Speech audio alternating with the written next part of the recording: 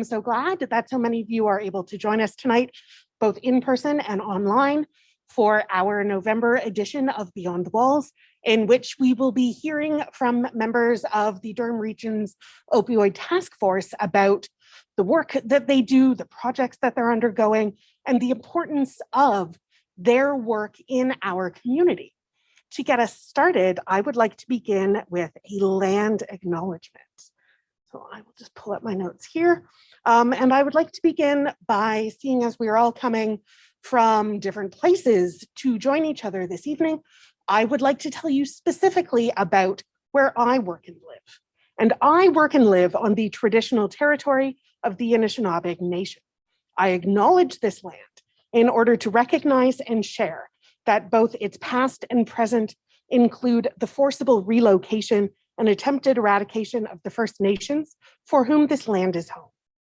I benefit today personally from these colonizing actions, and so I strive to learn more about decolonization in order to be part of doing better for the future. In that spirit, I would like to encourage everyone to visit a resource like native-land.ca to learn more about where you live and work. It is now my pleasure to turn things over to our MC for the night, Dr. Stephen Hayle. Great. Thank you very much, Andrea. And thank you for everybody who's been able to make it out. It's great to see so many faces that I'm used to seeing virtually or online. And it's nice to see everybody in person. And we have a superb turnout as well. Both many people here in person, as well as joining us online. So thank you, everybody. Of course, I don't need to remind people in this room, those who have taken the time to come out this evening to this event, that we are currently in the middle of an absolutely devastating opioid epidemic. Perhaps we should even be talking about this at the pandemic, as increasingly more and more countries are becoming involved, and the toll and devastation continues.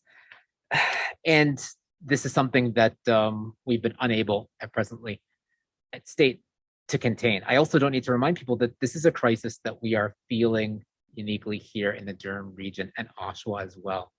The number of deaths related to opioid poisonings in Durham continues to rise. In 2021, there were over 130 deaths related to opioid poisonings, which is 7 times the number just back in 2013. So what are we able to do? What can we do? This evening, we're going to be joined by a group of people who are involved in a task force specifically addressing the opioid epidemic crisis here in the Durham region and beyond. They're going to tell us a little bit about themselves and introduce themselves and tell us about the groups and the agencies that they're involved with, many of which we are familiar with here. And then after that, I'm going to turn the floor to our co-chairs of the task force to talk more about the Durham Region Opioid Task Force and what it has been doing since it's been established. And then after that, we'll open the floor for questions from the audience here as well as online. And I have some questions prepared as well. So without further ado, please, if everyone would be able to introduce themselves and tell us briefly a little bit about the organizations that you're involved with and what's brought you to this task force.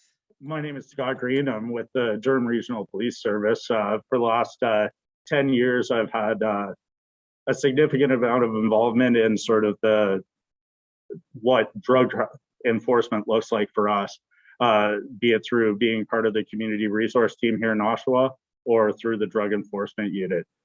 In those roles, for the last 9 years, I've been a member of the liaison officer for the drug treatment court, as well as a member of the opioid task force, which obviously brings me here today. Good evening, everybody.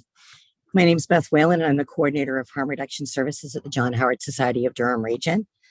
It's been my privilege to be part of this program since 1997, when it became mandated by the Ministry of Health and Long-Term Care.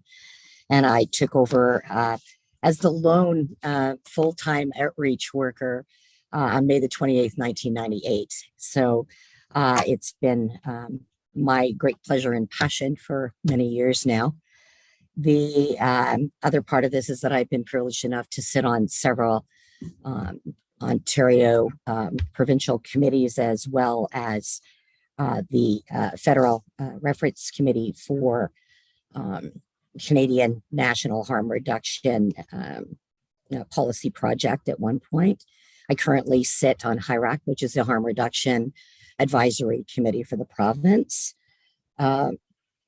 We have been running, John Howard has been running the Harm Reduction Programs Needle Exchange, Project Exchange, formally since it became mandated by the Ministry of Health and Long-Term Care in 1997. However, we were blessed to have a nurse on staff who had the foresight and knowledge when she was doing a lot of our addictions counseling back then to know that harm reduction was a vital piece of programming that we needed for anyone that were struggling with addictions. And she used to solicit donations of syringes and alcohol swabs and that type of thing and do exchanges out of a desk drawer. So I'm very pleased that I was able to kind of follow. We've seen a lot of changes over the years. And again, I also sit on the Durham Opioid Task Force. So that's why I'm here. Thank you. Hello, my name is Megan Green. I'm a public health nurse with the Durham Region Health Department. I am working in the Healthy Living program, which involves prevention of injury and substance use related harms. And I also am a member of the Durham Region Opioid Task Force.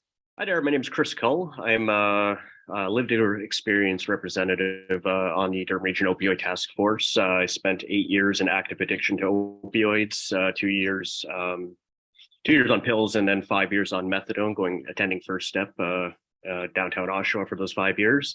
Thankfully, was able to taper off, and then rode a bicycle across Canada twice and produced and directed a documentary about the opioid crisis, going town to town, coast to coast, studying every conceivable aspect at that particular time of where the problem was at. And it's led to consulting on a number of with a number of organizations. So I'm on the board of the Canadian Centre on Substance Use and Addiction, the policy committee of the Canadian Society of Addiction Medicine. I'm a consultant to the Deputy Minister of Mental Health and Wellness for the province of Manitoba, the Deputy Minister of Mental Health and Addictions for the province of Alberta, and Ontario Health Substance Use Expert Group, and on the Durham Region Opioid Task Force. So thank you for having me. Okay. Hi, everyone. My name is Dr. Sajda Afridi, and I am a public health and addiction medicine specialist. And I'm currently doing my practice out of Oshawa Clinic. I have also worked in addictions in Alberta, as well as across our Lake Region hospitals. And I'm very happy today that we would be talking about the opioid treatment options as how to curb this epidemic. I also sit in Opioid Task Force for Durham Region, as well as I am member for the Ontario Health Team Durham Advisory Council for Mental Health and Addictions. Thank you. Hi there. I'm Adrian Betts. I'm the Executive Director of the AIDS Committee of Durham Region. I'm a gay man and a long-term survivor living with HIV. The AIDS Committee of Durham Region does three things, basically: support, education, and harm reduction. We support 590 men, women, and children and their families living with HIV. Counseling, referrals, practical assistance, financial help, you name it. We do prevention work with what we call priority populations. That's people most at risk for HIV infection. We also cover STIs and Hep C, and those populations are men who have sex with men, the Black community, people who use injection drugs, the Indigenous community, the incarcerated or recently incarcerated or formerly incarcerated, at-risk women and youth. And then the last piece is harm reduction. Harm reduction, we've been doing that work since the beginning of the AIDS movement. Some of the first people infected were people who used injection drugs for the sharing of equipment. And so it's been a marriage for a long, long time that harm reduction and AIDS work is hand in glove. Happy to be here and looking forward to tonight's discussion. Another member of our task force, Lori Fuentes, was unfortunately unable to attend. She was very much looking forward, but is not feeling well. And so we wish her well. But without further ado, I'll turn the floor over to Nadine, who's going to tell us more about the Durham Region Opioid Task Force, how it began, and the work that it's been doing up to date. Perfect. Good job. Thank you.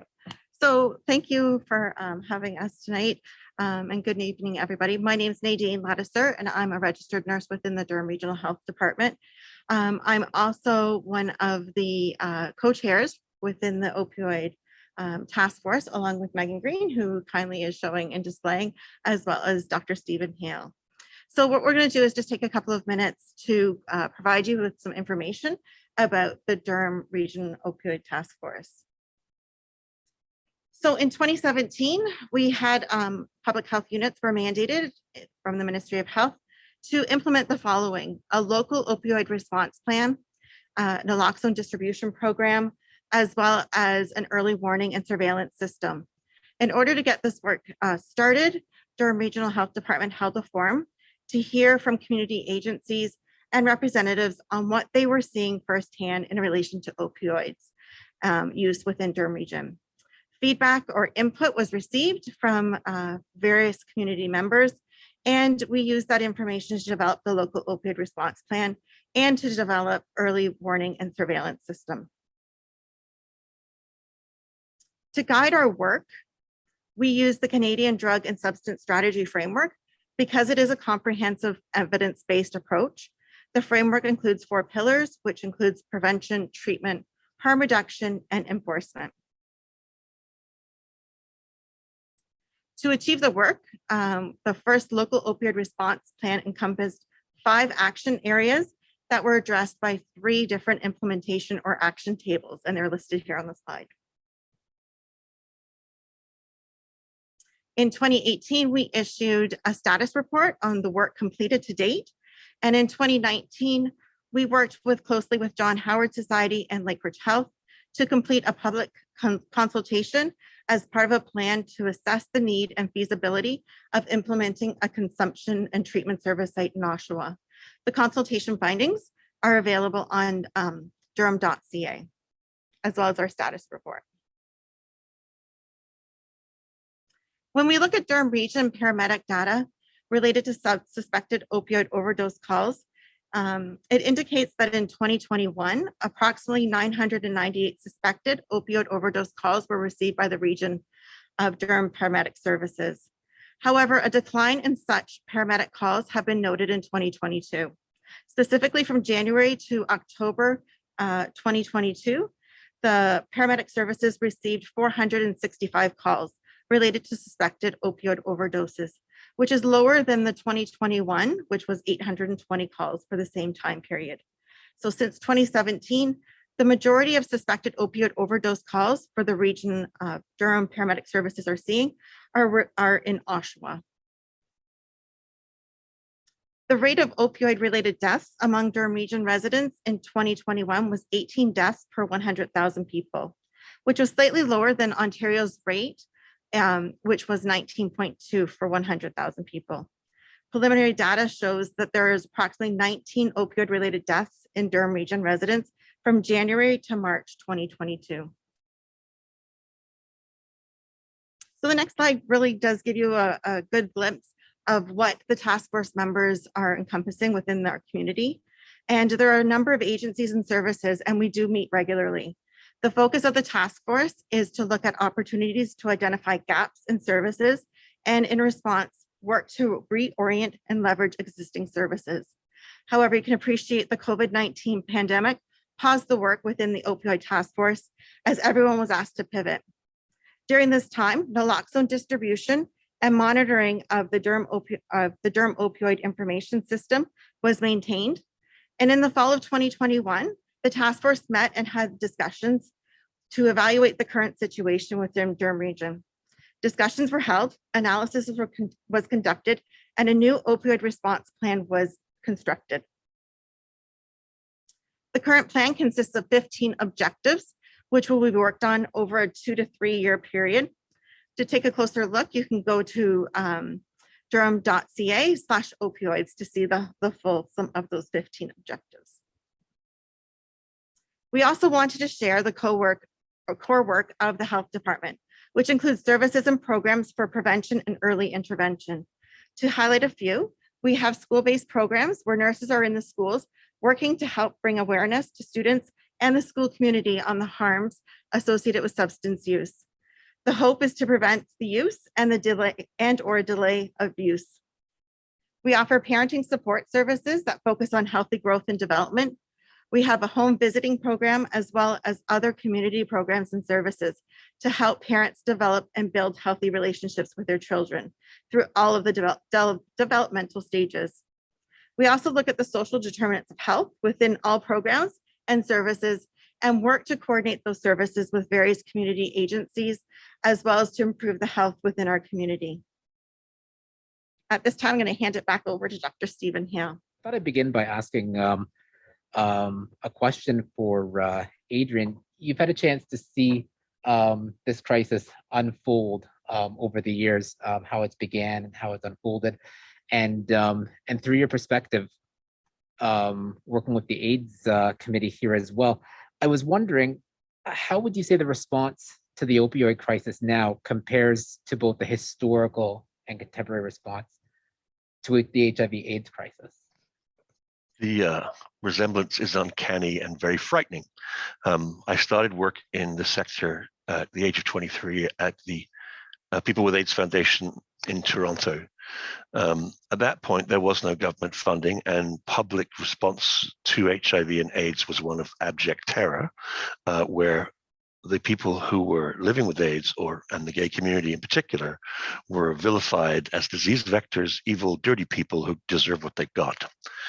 There was talk about branding us. There was talk about rounding us up and shipping us off, and it wasn't a joke. It was serious conversations happening at government levels about how to contain the spread of the contagion. So the similarity when it comes to the initial response of the two epidemics, when it comes to the public response and initial government response, has been the same thing, that somehow this population of people deserves what they get, that they're dirty, unclean, and they are a burden on society, and therefore they're disposable. And so I never thought I'd live to see in my lifetime a second time where an epidemic claiming thousands of lives went unnoticed or uncared about by the majority of Canadians, people in the world. So that part's incredibly frightening. When it comes to the government responses, well, for the longest time in HIV, I mean, our leaders didn't even say the word out loud until thousands of people had died. And then they ignored it for a little longer. They threw money at research, but not towards support services for people living with HIV, not towards treatment. It fell upon people living with HIV to create their own organizations like the AIDS Committee of Durham Region to tackle the very real task of helping people die well with dignity, to look for treatments and experimental treatments, and to pressure drug companies, the government, anyone to take action. We are activists, first and foremost, social justice advocates who've literally had to fight for our lives. Of all the men I worked with at the People with AIDS Foundation in 1989, I am the only surviving man. So the money didn't start rolling out for HIV till much later. Thankfully, with HIV money rollout, it was identified that people who use injection drugs were a priority population, because that was one of the most simple ways of transferring blood, was by sharing equipment. And so they were rolled into our work almost from the get-go. Initially, we were known as the 4-H Club, hemophiliacs, hookers, homos, and Haitians, but that group expanded to include more and more people, including intravenous drug users. And then with opioids, we saw it coming. We saw it like a freight train coming down the pike, the shift in drug use, and then the craziness of the amount of prescriptions out there in the world became alarming. People going on medication for very legitimate reasons to manage pain, and then becoming addicted to these really strong opioids. And money didn't really start flowing to get behind this until just recently. Yes, there were the needle exchange programs, but they were there to prevent the spread of HIV and hepatitis C. They weren't there to control the overdose epidemic that we're seeing today. We've had to adapt on the fly, much like we had to adapt in the AIDS movement to meet the demand. My staff, most of them in their early 20s, spend at least one day on their knees on the sidewalk in Durham Region doing CPR on people who've overdosed because the drug supply is so incredibly toxic. There are so many things that government can do, both nationally, provincially, and locally, that would make really effective change in combating this epidemic. But there seems to be inaction because people are afraid to be perceived as enabling people who are harming themselves by doing something that's criminal. These are not criminals. These are people's children, people's parents, sisters, and brothers who, for whatever reason, have become addicted to a substance. And they've been discarded, and they're dying by the thousands. So yeah, there are parallels, big time. Great, thank you very much. And I want to ask a follow-up question, if possible, but to open this up as well to Chris. Clearly, based on your answer, stigma matters. Stigma plays an important part in understanding this. When it comes to stigma, how can and how must we address this in terms of moving forward? What are some examples or policy directions, or overall, what are some of the ways in which we can tackle and address stigma in this current crisis? Loaded answer, but I mean, stigma is absolutely, I can't stress enough how critical it is that we employ every measure necessary to break down stigma, whether that be getting people with lived experience into public schools to tell their stories, to help them understand addiction and the people who went through it. Because nobody grows up thinking they're going to or wanting to be addicted to something. And it's just the fact of the matter is that, and we got to be real going into, anyway, sorry, my point being is that you start tackling the stigma so the next generation doesn't kind of perpetuate it forward, for one. But two, you help by helping explain to people the why of everything, the why a supervised consumption site would be beneficial for our community, why the counselors may have some kind of hesitating to.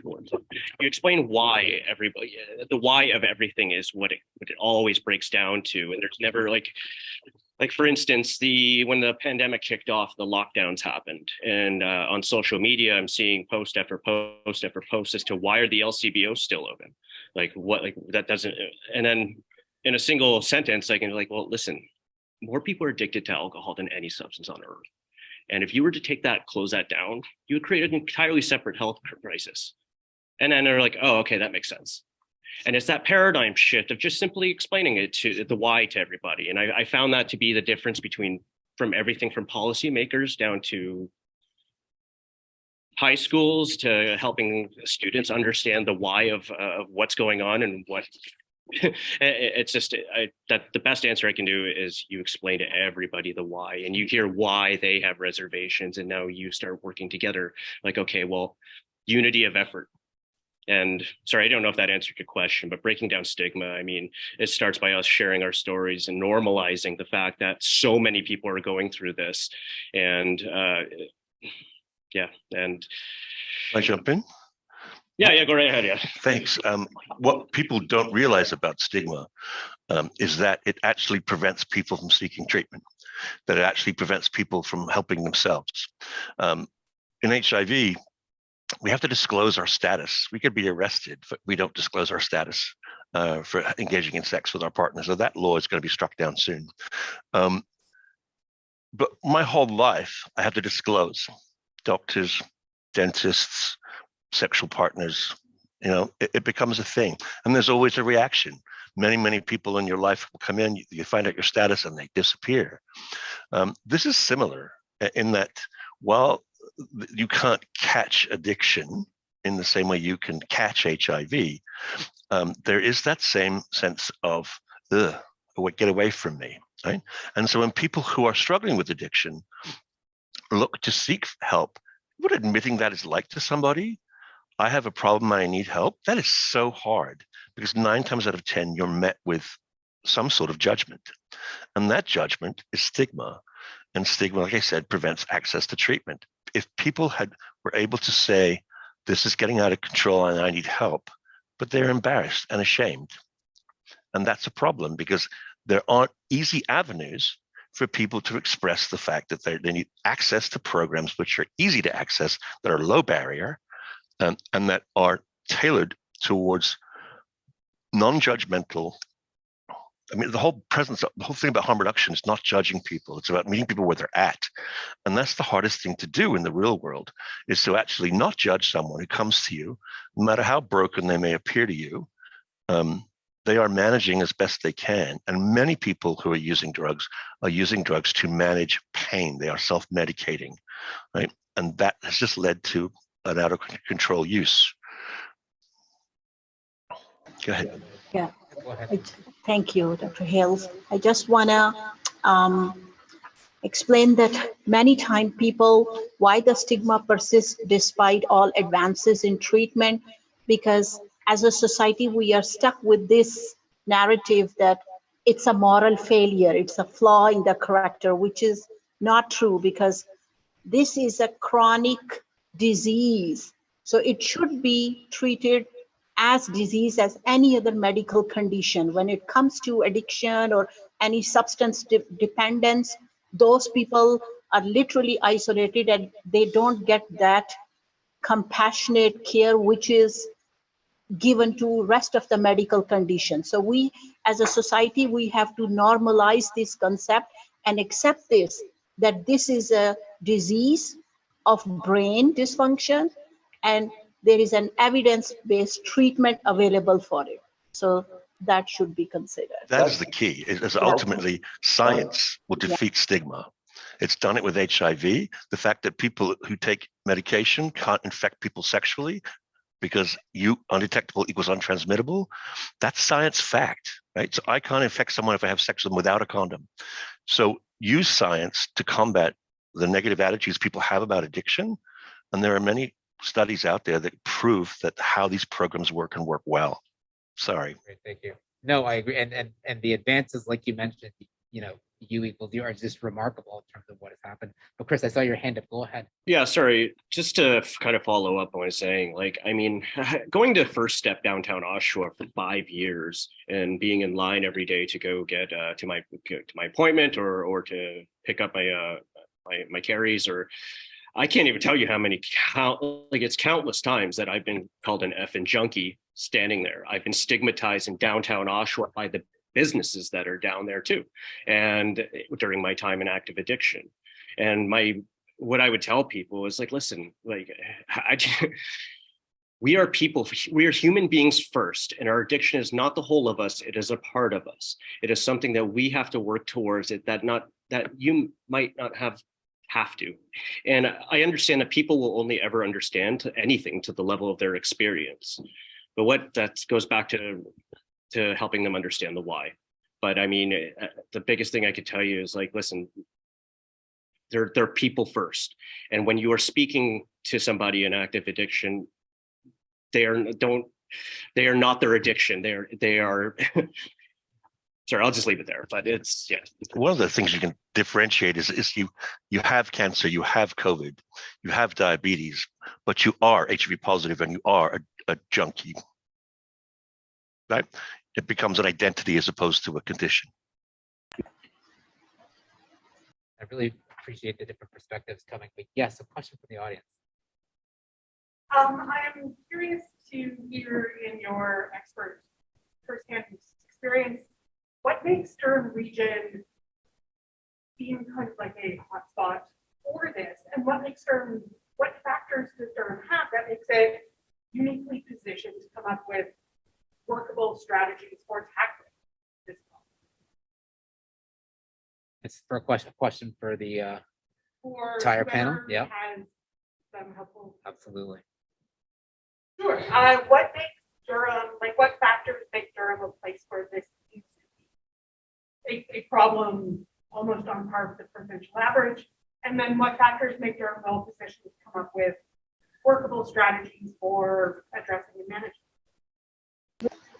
I can speak to that because for the last almost 3 years, I have seen patients across all Durham region, all the way from Pickering to Port Perry.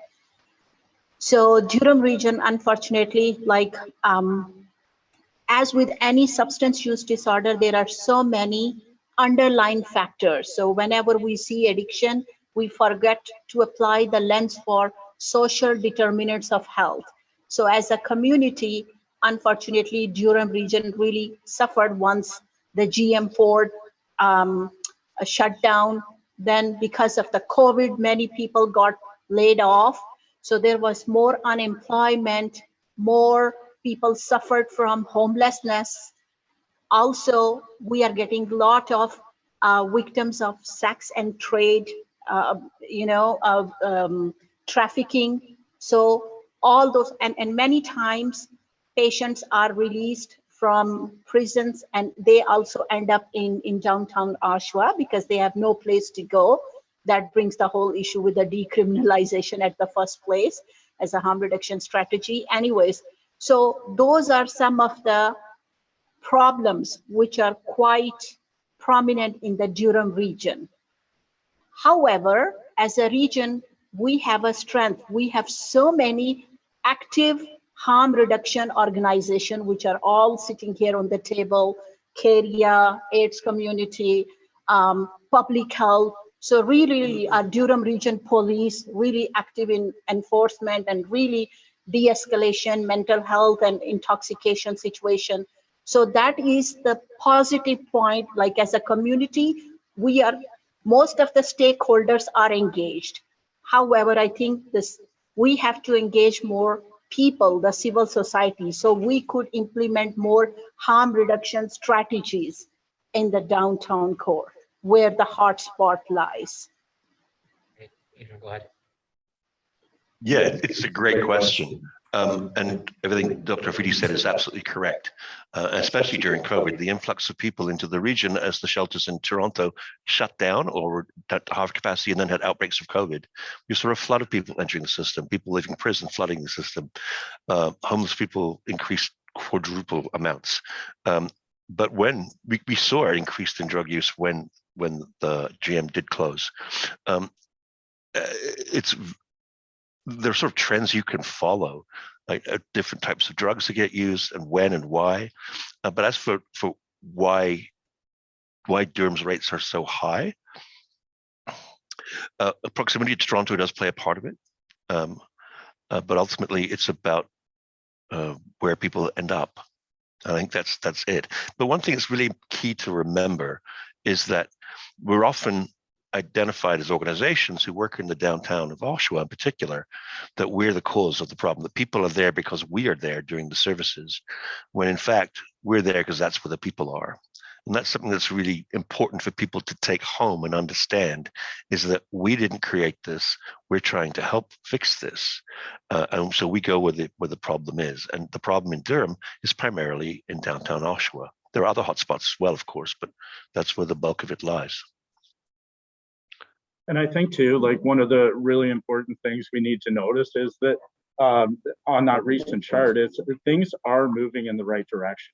And I think that's an important takeaway, not that it's all doom and gloom. Like this is an awful situation, but we are making strides. And I think what uniquely positions Durham to be a place that can be sort of a jumping off point for other places is the way the four pillars all work together so well here. Like we have great relationships, and through like the opioid task force, we've been able to dispel a lot of misconceptions of like that maybe the police have about an agency in the community or vice versa.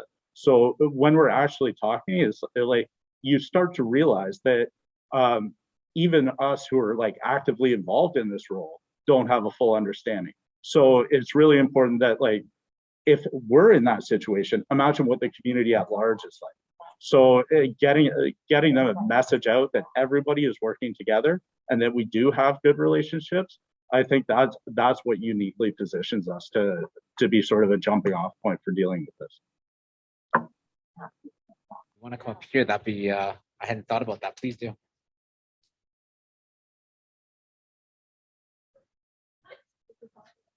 Actually going to just briefly say that a huge component of it, as my learned colleague Adrian mentioned earlier, is the stigma piece of it.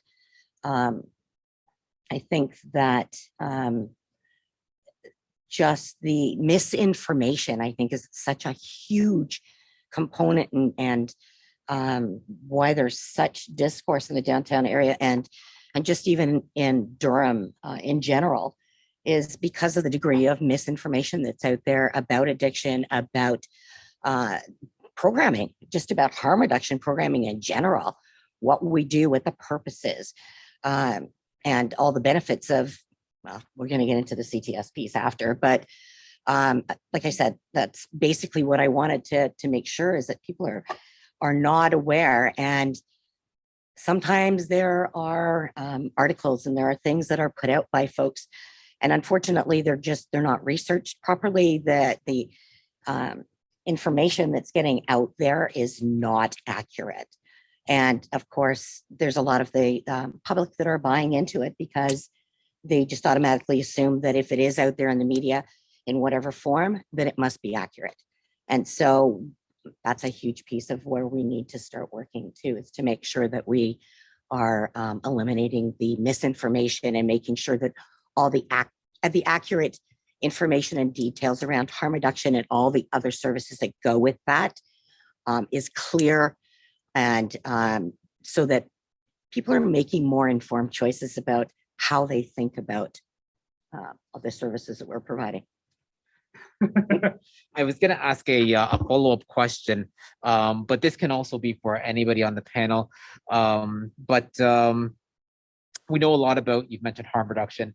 We know a lot about harm reduction interventions, and their origins are often in other places around the world. So whether it's needle exchange, for example, that began in New Zealand, but then exploded in the UK, supervised consumption facilities, as you mentioned, from Switzerland.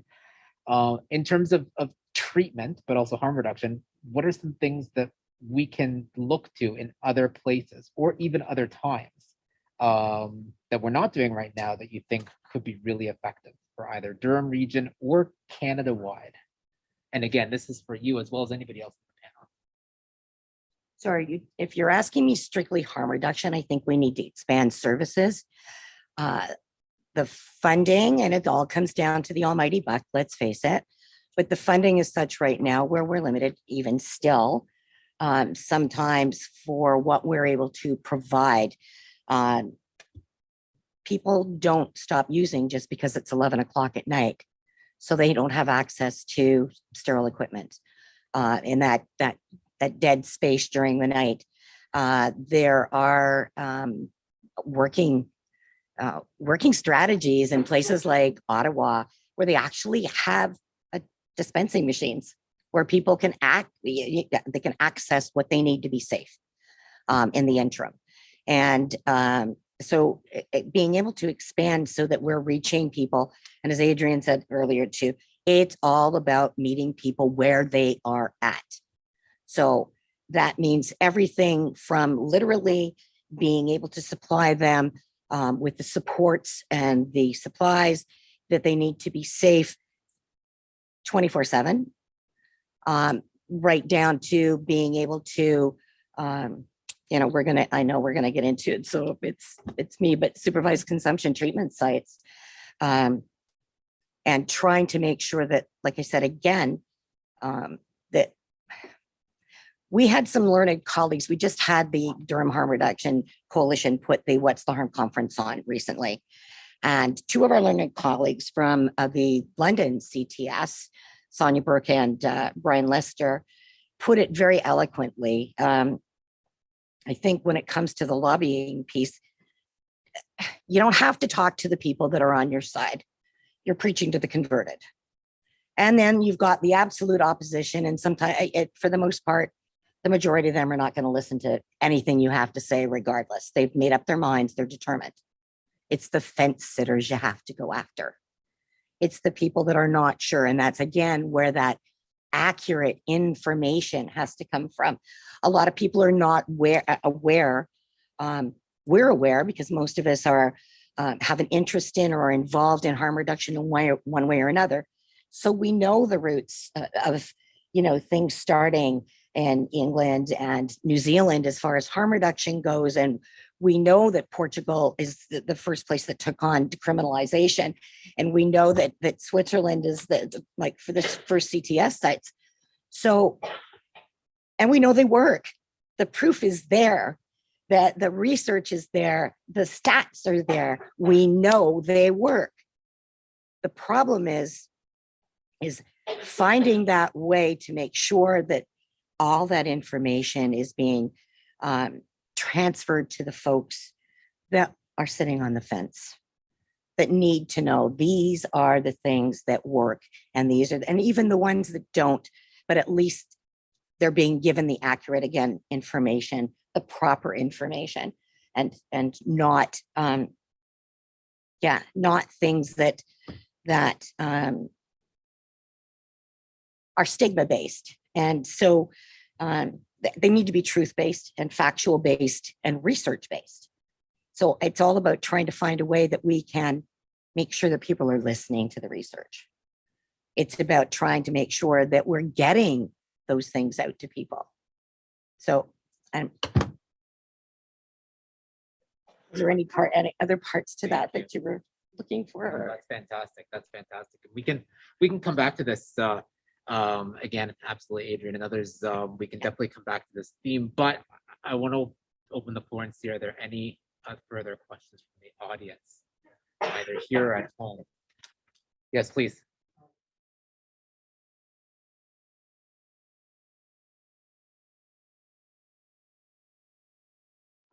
Yeah, so obviously being a police officer, this isn't really my area of expertise, but one of the things that I find really problematic about the way opioids are prescribed is, like, if you watch a commercial on TV, they'll list all the side effects of a specific drug. And when opioids are being prescribed, I've been prescribed them twice, and there was no education with it. I wasn't like an informed participant in my own care. So I have a bit of a background through what I do, so I understood what was being handed to. And you obviously had enough knowledge to be able to deal with that situation appropriately. But like, if my grandmother were prescribed something by a doctor, she would just mindlessly take it because the doctor said it was okay. And so I really think if there was like a duty to inform when you're prescribing pain medication, so you actually had to explain, this is a drug from the same family of drugs as, because Percocet means nothing to a lot of people. Oxytocin means nothing to a lot of people. Heroin means something to people. So if people are able to orient themselves around what's being prescribed, they might make different decisions about that first use. And I think that would be really helpful in this setting. Great, thank you. Yes, please. Yeah, so along the same lines, what Scott said, I agree. This is unfortunate that doctors still need more training and education how to better prescribe. I know most of the family physicians or even surgeons, they are overwhelmed, and usually one-on-one education doesn't happen, but we are trying to get better. And I think this is a high time where we should introduce addiction medicine and all the opioid prescribing right at the medical schools from the very beginning, not when we are at the end tail of the problem. So I agree that requires more education and training for the young physician, although there has been a threshold for opioid prescription and all that. But many times when patients, like in your case, they were discharged on opioid, if they don't have a family physician, they are unattached, the prescription keeps getting filled, nobody gets tapered off. And many people, they really recognize heroin or fentanyl as an opioid problem, but like Scott said, they want with the T3s or Percocets, like they have no idea, like they are on this medication. So I think as a society, we need to do better. So more education and training.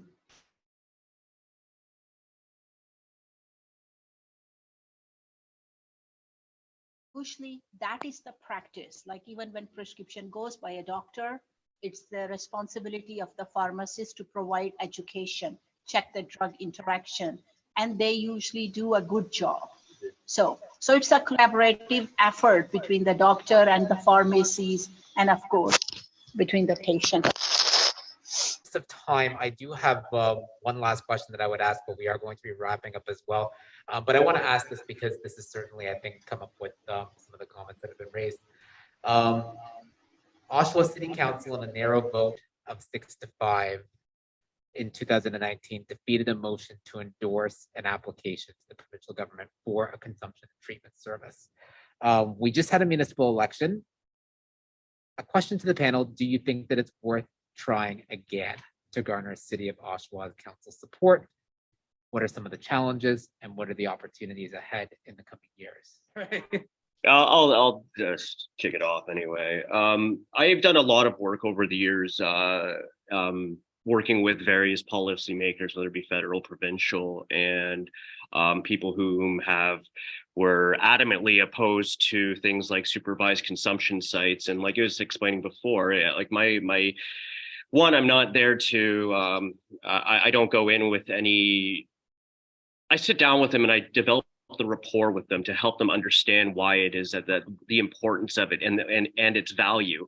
And then again, going back to what I was saying earlier, I follow that up and ask them what their concerns are. What is it immediately to you that troubles you about this so much? Generally speaking, I'll get an answer back, and then it's a constructive dialogue back and forth. But I mean, the aim is that I've had the most success with is always understanding that this is unity of effort. Like, what's good? This isn't a political thing.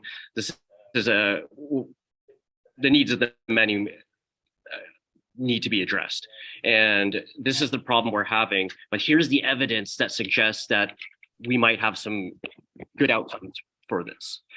And again, it's all about, I don't know, my experience has just been communicating the message in a particular way of understanding and not combative, and working together to a positive solution has always been. I mean, I've changed, particularly in Alberta. I was able to kind of change a few people's perspectives just by helping them understand, like, listen, this is why I think it, and this was my experience, and this is how it helped me. And I'm like, oh, okay, and anyway, it's all about communication, at least to me, as far as policymakers. Did you want to wrap up? So if you could just jump in quickly. Speaking as someone who changed himself to Mr. Pell's death back in 1996, I'm an activist, and I think you're right. Communication and collaboration is definitely the way to go, but sometimes you need to light a fire, and sometimes you need to stand up and do what's right. Many politicians are more concerned. My bad. So many politicians are more worried about getting elected than they are about doing necessarily what's right. I'm not saying that of everybody, not at all. But the irony is that a safe consumption site downtown Oshawa would deal with so many good things to the city, in that it would reduce the amount of public urination and defecation that we see. It would reduce the number of emergency room visits and calls to the ambulance service.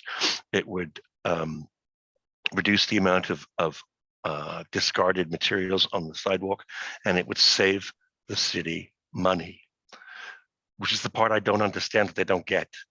That this has been proven in many, after community after community after community, to provide nothing but benefit and take away all the things they're getting phone calls about from the community. And so I don't think it's about convincing them of what the benefits are, because they know what the benefits are, but they're afraid to be seen to be, in my opinion, they're afraid to be seen that they're contributing to or not combating the war on drugs, being hard on drugs, people who use drugs. And that's just the wrong attitude. The war on drugs has never worked. Sorry. Thank you so much. We are out of time. I would love it if everybody could join me in thanking our panelists this evening for sharing their knowledge and their experience and their optimism for moving forward with these kinds of projects. Those of you that have joined us in person, you are welcome to hang around as we pack stuff up and ask any questions that we didn't get to. And thank you again so much for taking the time to be here and to share with us this evening.